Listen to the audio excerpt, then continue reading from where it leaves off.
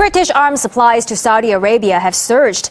In recent months, missile sales alone have skyrocketed by 11,000%. The spike comes amid Riyadh's military campaign in Yemen, which has attracted criticism over the number of civilian deaths. RT's William Whiteman has the story. The figures show sales of British weaponry to Saudi Arabia reaching over £1 billion in just 3 months in 2015, an increase of 11,000% compared to the 9 million sales mark reached during the previous 3-month period. We contacted the UK government regarding the issue and got this response.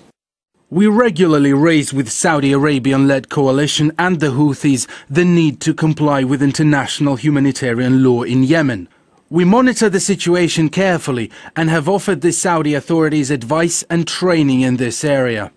This advice and training reportedly also includes UK military personnel helping to target Saudi coalition bombing runs in Yemen, according to the Saudi foreign minister.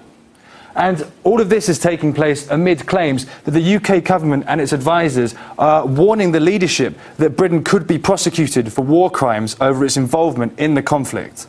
Meanwhile, the number of civilian casualties keeps rising.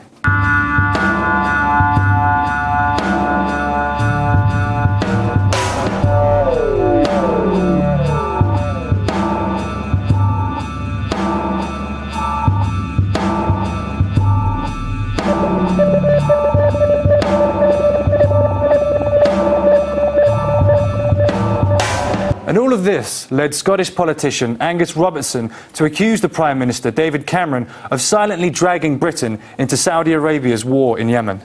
Thousands of civilians have been killed in Yemen, including a large number by the Saudi Air Force. That's right. And they've done that using British-built planes with pilots who are trained by British instructors who are dropping British-made bombs and are coordinated by the Saudis in the presence of British military advisers.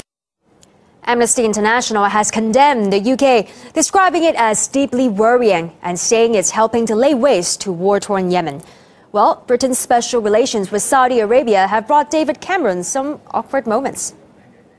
We oppose the death penalty anywhere and everywhere, and we make that clear in all our international contacts. Well, but that's curious, because we in November did a deal with the Saudis that we would back them joining the Human Rights Council of the United Nations, providing they backed us. Now, this sounds a bit squalid for one of the most human rights abusing regimes on earth. Well, Saudi Arabia is a member of the United Nations, but we completely disagree with them. Why did you want them inside the human rights? Well, we completely disagree with them about the punishment routines, about the death penalty, about those issues. Well, why did we do this deal then? I mean, they're not the right sort of people to be doing any sort of a deal on human rights. Well, we totally oppose their record in that area. Why did we do it? Well, I say we totally oppose their record. No, but why did we do it? Well, I've answered the question. Well, that isn't an answer, is it?